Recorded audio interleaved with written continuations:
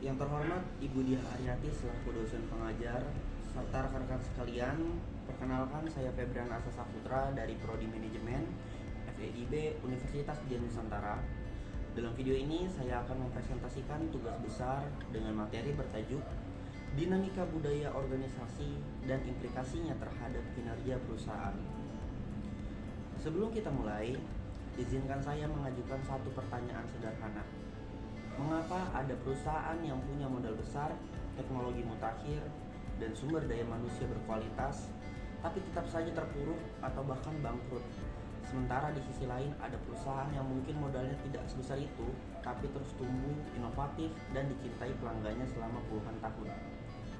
Jawabannya seringkali bukan pada angka di laporan keuangan.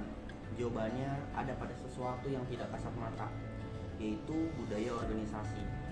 Budaya organisasi adalah topik yang sering dianggap abstrak, susah diukur, dan dianggap urusan HR semata. Padahal seperti yang akan kita lihat bersama dalam presentasi ini, budaya adalah salah satu penentu terbesar apakah sebuah perusahaan akan unggul atau tertinggal. Dalam presentasi ini, kita akan membahas mulai dari apa itu budaya organisasi secara mendalam, bagaimana cara mengklasifikasikannya, bagaimana dampak nyatanya terhadap kinerja perusahaan, hingga pelajaran dari studi kasus perusahaan besar di Indonesia dan dunia. Kita mulai dari pertanyaan mendasar. Apa sebetulnya budaya organisasi itu? Untuk menjawabnya, Edgar Scheins, seorang profesor legendaris dari MIT Sloan School of Management, pada tahun 1985 memperkenalkan sebuah model yang hingga hari ini masih menjadi rujukan utama. Ia menggunakan metafora gunung es. Seperti gunung es yang hanya memperlihatkan sebagian kecil dirinya di atas permukaan air, budaya organisasi pun demikian, yang terlihat hanyalah puncaknya saja. Di lapisan pertama, yaitu artefak, ini adalah bagian yang langsung bisa kita amati saat pertama kali masuk ke sebuah perusahaan, seperti logo, desain kantor, cara karyawan berpakaian, bahasa yang mereka gunakan, hingga ritual-ritual tertentu seperti morning briefing atau cara mereka menyambut tamu. Mudah dilihat, tapi belum tentu mudah dipahami maknanya. Di lapisan kedua ada nilai-nilai yang dianut. Disinilah kita menemukan visi, misi, kebijakan tertulis, dan kode etik perusahaan. Ini adalah nilai-nilai yang secara resmi dinyatakan dan diakui oleh organisasi. Jembatan antara yang tampak di permukaan dan yang tersembunyi di kedalaman. Di lapisan ketiga, asumsi dasar. Inilah inti sejati dalam sebuah budaya. Keyakinan-keyakinan yang sudah begitu mendarah daging sehingga tidak perlu lagi diucapkan. Misalnya keyakinan bahwa pelanggan selalu benar, atau sebaliknya keyakinan bahwa atasan tidak boleh dikritik. Asumsi-asumsi ini terbentuk dari pengalaman bertahun-tahun dan sangat sulit diubah. Inilah mengapa banyak program perubahan budaya yang gagal, karena mereka hanya mengganti logo atau membuat tagline baru tanpa pernah menyentuh asumsi dasar yang tersembunyi di bawah permukaan. Setelah memahami strukturnya, sekarang kita masuk ke pertanyaan berikutnya. Budaya seperti apa yang dimiliki sebuah organisasi? Charles Handy, seorang filsuf bisnis asal Irlandia, membagi budaya organisasi menjadi 4 tipe. Yang menarik, ia menggunakan simbol dewa-dewa Yunani untuk menggambarkan masing-masing. Cara yang sangat kreatif dan mudah diingat. Pertama, power culture, dilambangkan dengan Zeus, raja para dewa. Dalam budaya ini, kekuasaan terpusat pada satu figur atau sekelompok kecil orang di puncak. Keputusan diambil cepat karena tidak ada birokrasi yang panjang. Ini sangat cocok untuk startup tahap awal atau perusahaan keluarga. Namun kelemahannya, ketika si figur sentral pergi atau salah mengambil keputusan, seluruh organisasi bisa ikut goyah. Lalu yang kedua ada role culture, dilambangkan dengan Apollo, dewa keteraturan. Budaya yang formal, hierarkis, dan sangat bergantung pada aturan, prosedur, dan SOP. Setiap orang memiliki peran yang jelas dengan batasan tanggung jawab yang tegas. Ini sangat ideal untuk instansi pemerintah atau korporasi raksasa yang butuh konsistensi tinggi. Namun budaya ini bisa lambat beradaptasi terhadap perubahan yang datang cepat. Ketiga, text culture, dilambangkan dengan Athena, dewi kebijaksanaan dan strategi. Di sini yang diutamakan adalah penyelesaian tugas dan proyek. Tim dibutuhkan berdasarkan keahlian yang dibutuhkan. Lintas divisi bersifat kolaboratif. Tidak ada yang peduli soal jabatan. Yang dihargai adalah kontribusi nyata. Ini tipikal perusahaan konsultansi, agensi kreatif, atau tim produk di perusahaan teknologi. Keempat, person culture, dilambangkan dengan Dionysus, dewa kebebasan. Individu adalah pusat dari segalanya. Otonomi penuh diberikan kepada masing-masing ahli. Bayangkan, firma pengacara independen, studio arsitek, atau klinik dokter spesialis. Koordinasi di antara mereka bisa sangat sulit karena masing-masing punya agenda sendiri. Yang penting diingat, tidak ada satu tipe yang secara universal terbaik. Yang terbaik adalah yang paling sesuai dengan konteks dan tujuan organisasi tersebut. Masih dalam tema klasifikasi budaya, kita bergerak ke kerangka yang lebih modern. Counting Values Framework oleh Kim Cameron dan Robert Quinn dari University of Michigan. Kerangka ini sangat berguna karena membantu kita melihat budaya bukan sebagai label tunggal, tapi sebagai posisi dalam sebuah peta dengan dua sumbu. Sumbu pertama bergerak dari internal ke eksternal, sumbu kedua dari fleksibel di atas ke kontrol di bawah. Budaya klan, internal dan fleksibel, terasa seperti keluarga besar. Ada rasa kekeluargaan yang kuat, loyalitas tinggi, dan fokus pada pembinaan SDM. Kelemahannya, bisa terlalu fokus ke dalam dan kurang tajam bersaing di pasar. Lalu ada budaya adhokrasi, eksternal dan fleksibel. Budaya inovasi, eksperimentasi, dan pengambilan resiko. Organisasi ini terus mencari terobosan, tidak takut gagal, dan bergerak lincah. Perusahaan-perusahaan teknologi disruptif sangat mencerminkan budaya ini. Lalu ada budaya hierarki, internal dan terkontrol. Prioritasnya adalah kepatuhan dan aturan, standarisasi dan efisiensi operasional. Cocok untuk industri yang menuntut konsistensi tinggi seperti manufaktur atau layanan publik. Lalu ada budaya pasar, eksternal dan terkontrol. Orientasinya adalah basil, target profit, pangsa pasar, dan persaingan. Tipikal perusahaan di industri yang sangat kompetitif. Yang menarik, setiap organisasi sesungguhnya memiliki elemen dari keempat kuadran, hanya kadarnya yang berbeda. Tantangan manajerial adalah menemukan komposisi yang tepat sesuai kebutuhan bisnis saat ini. Sejauh ini kita membahas teori-teori yang bersifat universal. Sekarang saatnya kita melihat lebih dekat ke konteks kita sendiri, yaitu Indonesia. Gert Hofstede, seorang psikolog sosial berkebangsaan Belanda, melakukan salah satu penelitian budaya lintas negara terbesar dalam sejarah. Mewawancarai puluhan ribu karyawan di lebih dari 50 negara. Dari beberapa dimensi yang ia identifikasi, dua yang paling mencerminkan Indonesia. Power Distance Index skor 78 dari 100. Angka ini sangat tinggi, termasuk tertinggi di dunia. Artinya masyarakat Indonesia secara umum sangat menerima dan menghormati ketimpangan kekuasaan. Di dunia kerja, bawahan segan berbeda pendapat dengan atasan dan konfrontasi langsung dianggap tidak sopan. Di satu sisi, ini menciptakan ketertiban, tapi di sisi lain, ketika karyawan junior punya ide berlian tapi tidak berani menyampaikannya karena takut dianggap lancang, itu adalah kerugian nyata bagi organisasi. Inovasi dari bawah bisa terhambat. Individualisme hanya skor 14. Ini termasuk yang terendah di seluruh dunia. Artinya Indonesia adalah salah satu masyarakat paling kolektivitis. Identitas seseorang sangat terikat pada kelompok. Nilai gotong royong, menjaga harmoni, dan mengutamakan kebersamaan sangat kuat mengakar. Ini adalah kekuatan besar yang seharusnya dimanfaatkan oleh organisasi-organisasi Indonesia. Semangat kolaborasi yang natural dan kesetiaan pada tim. Implikasinya bagi para manajer, manfaatkan kolektivisme sebagai modal sosial, tapi secara sadar bangun ruang di mana ide dari level bawah bisa disampaikan dengan aman. Karena inovasi sejati sering datang dari mereka yang paling dekat dengan masalah sehari-hari. Sampai sini kita sudah banyak membahas teori. Sekarang pertanyaan yang paling penting, apakah budaya benar-benar berdampak nyata pada kinerja bisnis dan seberapa besar?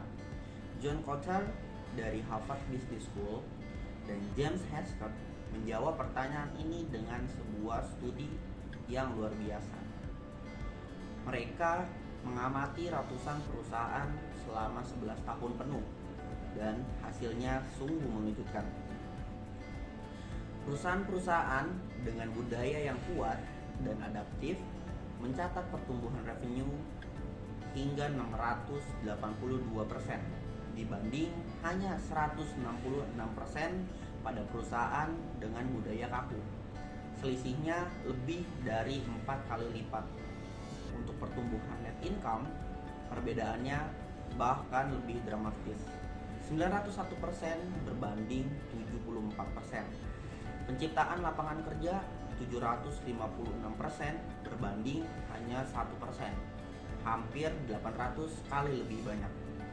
Dan harga saham 282% berbanding 36%. Ini bukan perbedaan kecil, ini adalah jurang yang sangat lebar dan satu-satunya variabel yang membedakan mereka adalah budaya. Tapi Kotler dan Haskell juga menemukan sesuatu yang sangat penting dan sering disalahpahami.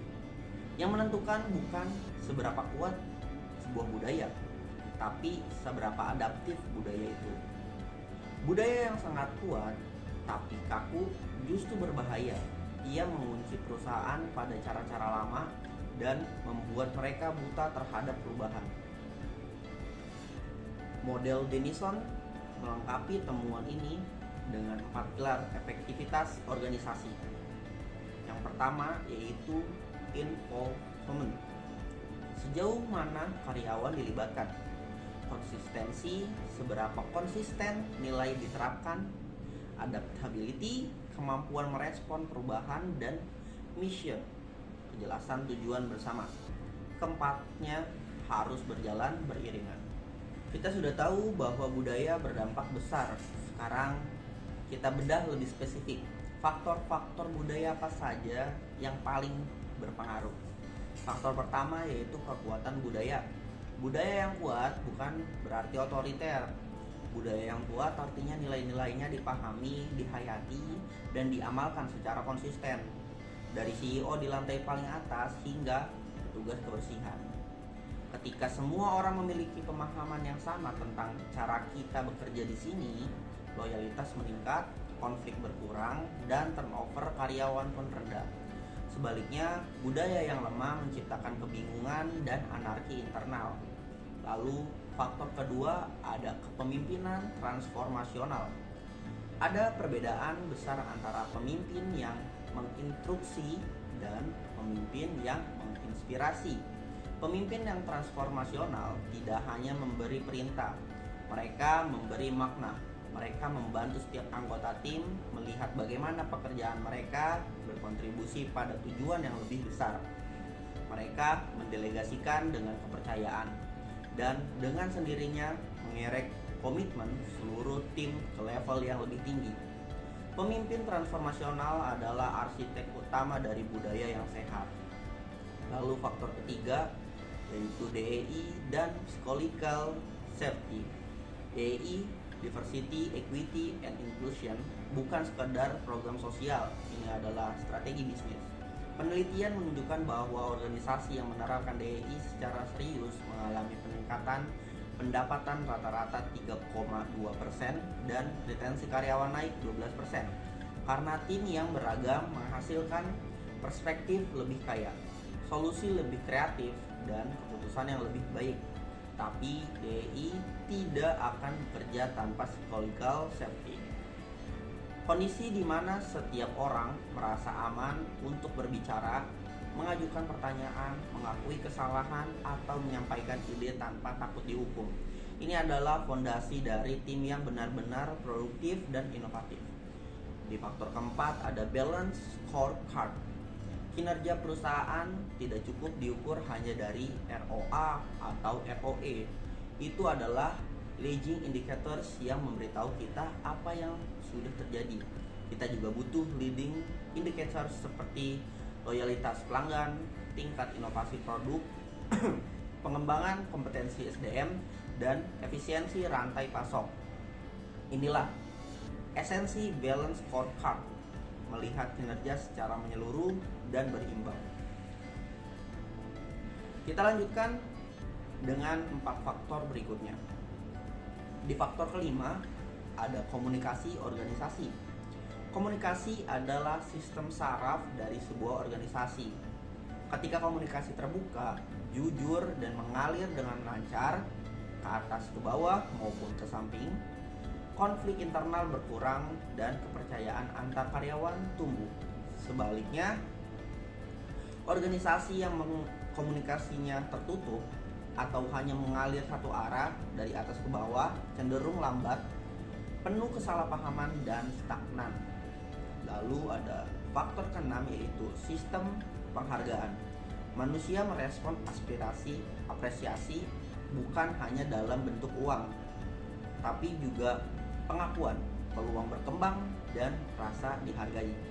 Budaya yang secara konsisten merayakan pencapaian sekecil apapun akan terus memotivasi karyawannya.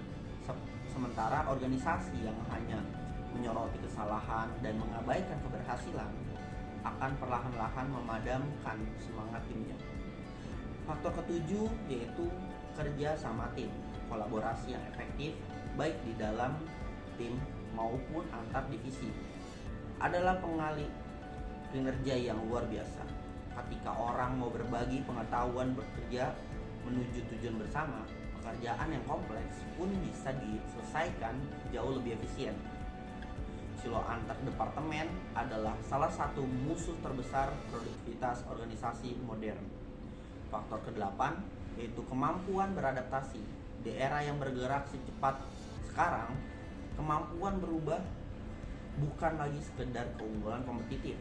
Ini adalah syarat kelangsungan hidup. Teknologi berubah, preferensi pelanggan bergeser, regulasi berevolusi. Organisasi yang memiliki budaya adaptif, yang melihat perubahan sebagai peluang, bukan ancaman, akan jauh lebih mudah bertahan dan terus berkembang.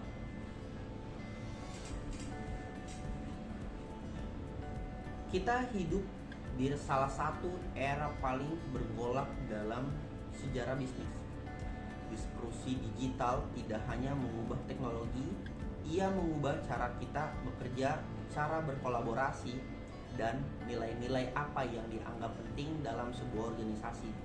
Ini menghadirkan tantangan budaya yang benar-benar baru. Pertama, AI dan transformasi digital. Banyak perusahaan sudah berinvestasi besar dalam AI, tapi hasilnya mengecewakan. Bukan karena teknologinya kurang canggih, tapi karena resistensi budaya. Karyawan yang khawatir akan digantikan mesin cenderung menolak, secara pasif maupun aktif, adopsi teknologi baru.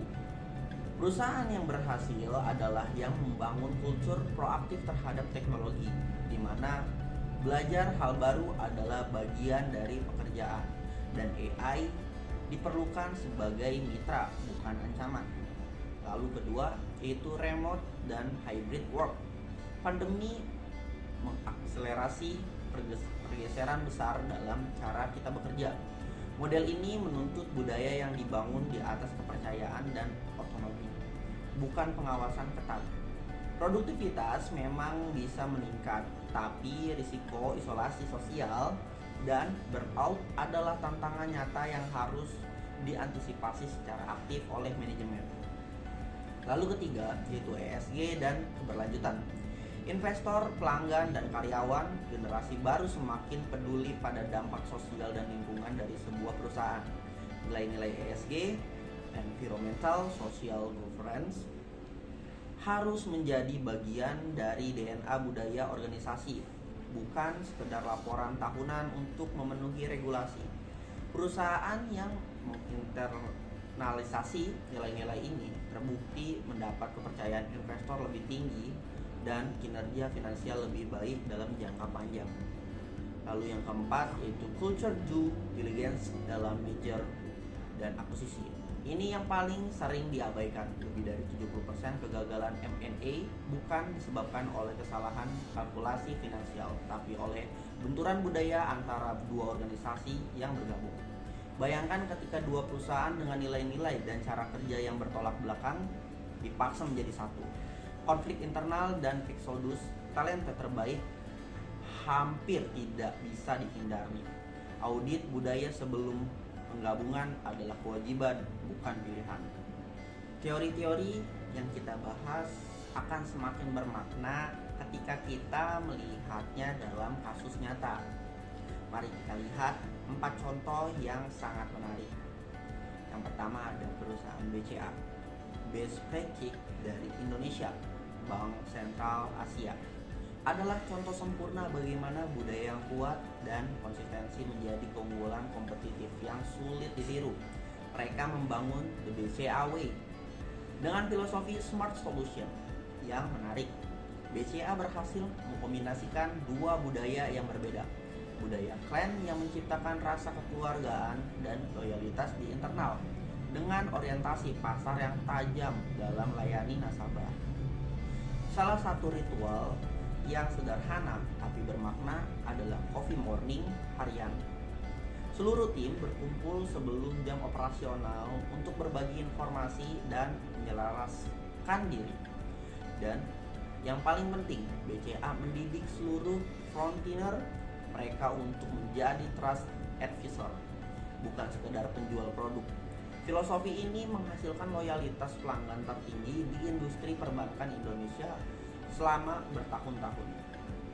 Lalu ada Telkom Indonesia. Rekayasa budaya yang sistematis.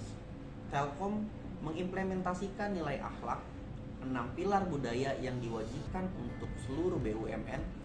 Yang membedakan Telkom adalah keseriusan implementasinya.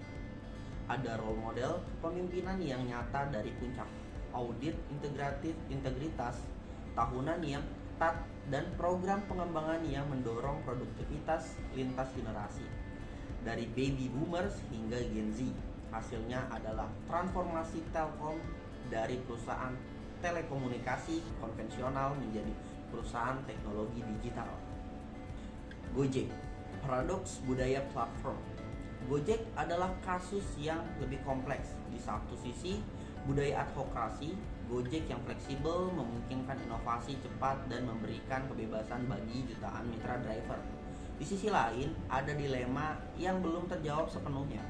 Pendapatan mitra yang tidak pasti, ketergantungan pada algoritma yang tidak transparan, dan pertanyaan mendasar tentang kesejahteraan pekerja platform. Ini adalah ketegangan antara kebebasan dan keamanan yang akan terus menjadi perdebatan penting. Lalu ada Netflix, referensi budaya organisasi modern.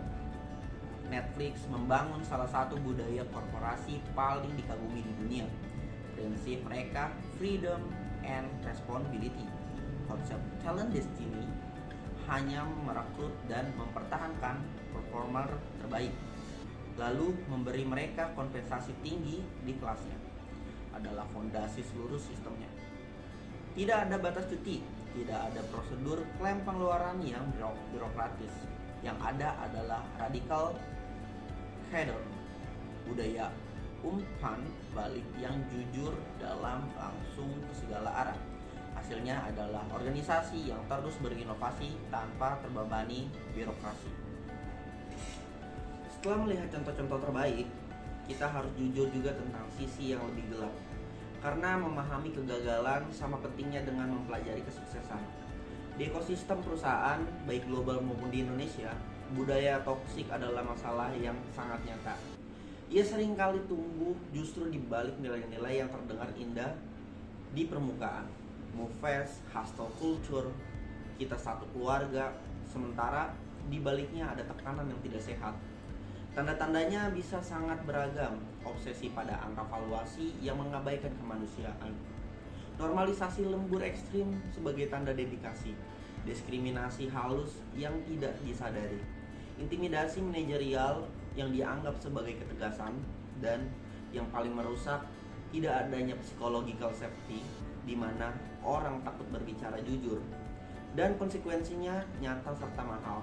Turnover tinggi, generasi milenial dan Gen Z paling tidak segan meninggalkan pekerjaan ketika nilai perusahaan tidak sejalan dengan nilai pribadi mereka. Biaya merekrut dan melatih karyawan baru jauh lebih mahal dari biaya menciptakan lingkungan kerja yang sehat sejak awal. Motivasi hancur, karyawan yang merasa tertekan atau tidak aman secara psikologikal tidak bisa berperforma optimal.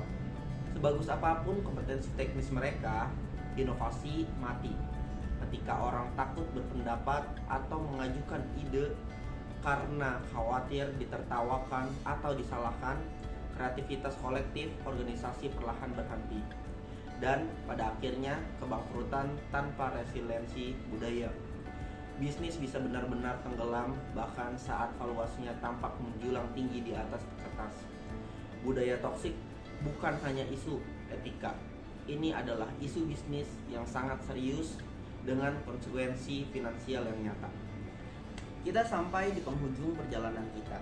Izinkan saya merangkum 4 pelajaran terbesar yang bisa kita bawa pulang. Pertama, budaya adalah infrastruktur strategis, bukan ornamen. Data dari Kotter, Henschke, Denison, dan banyak peneliti lainnya sudah sangat jelas. Budaya berkorelasi langsung dengan profitabilitas, efisiensi, kemampuan berinovasi, dan kualitas layanan. Ini bukan urusan HR semata. Ini adalah tanggung jawab seluruh jajaran kepemimpinan dan harus diperlakukan dengan keseriusan yang sama seperti infrastruktur finansial atau teknologi. Kedua, adaptabilitas lebih penting dari kekuatan. Ini mungkin temuan yang paling kontraintuitif dari seluruh presentasi ini. Budaya yang kuat belum tentu baik, bahkan bisa berbahaya jika kaku. Yang menentukan ketangguhan jangka panjang adalah kemampuan berevolusi tanpa kehilangan identitas inti. Ketiga, konteks Indonesia harus selalu menjadi pertimbangan. Kita tidak bisa begitu saja mengimpor model budaya dari Silicon Valley dan mengharapkannya bekerja persis sama di Indonesia. Semangat gotong royong dan kolektivisme yang kita miliki adalah aset kompetitif yang luar biasa. Tapi power distance yang berlebihan harus dikelola secara sadar agar tidak menghambat inovasi dan pengembangan talenta dari bawah. Keempat, pemimpinan transformasional adalah persyaratan mutlak. Budaya tidak berubah dengan menertibkan memo atau mengganti tagline. Budaya berubah ketika pemimpinnya berubah, ketika mereka menjadi teladan nyata dari nilai-nilai yang ingin ditanamkan, dan ketika mereka menciptakan ruang yang aman bagi seluruh timnya untuk tumbuh. Action plan konkretnya, lakukan audit budaya secara berkala. Selaraskan strategi bisnis dengan budaya yang ingin dibangun. Investasikan pada DIE dan psychological safety, dan adaptasikan praktik-praktik global ke konteks lokal Indonesia.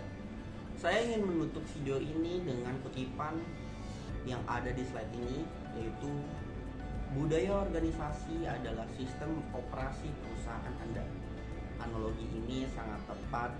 Sistem operasi di komputer tidak terlihat langsung oleh pengguna.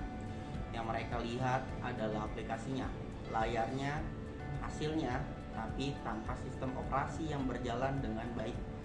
Tidak ada satupun aplikasi yang bisa berfungsi dengan benar sebagus apapun perangkat kerasnya. Begitu pula dengan budaya organisasi. Ia tidak selalu tampak di permukaan, tapi ia menentukan apakah strategi bisnis bisa dieksekusi, apakah inovasi bisa tumbuh, apakah talenta terbaik mau bertahan, dan pada akhirnya apakah perusahaan akan relevan di masa depan atau tidak. Demikian presentasi saya. Terima kasih atas perhatian Ibu Dia dan rekan-rekan sekalian. Semoga materi ini bermanfaat. Billahi taufiq wal hidayah. Wassalamualaikum warahmatullahi wabarakatuh.